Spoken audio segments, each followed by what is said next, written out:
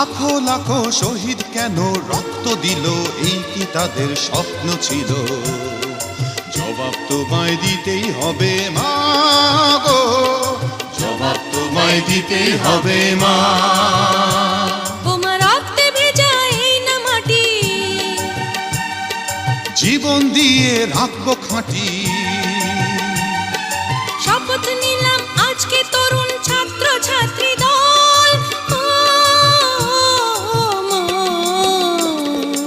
একাত্তরের মা জননী, কোথায় তোমার মুক্তি সেনার দল? একাত্তরের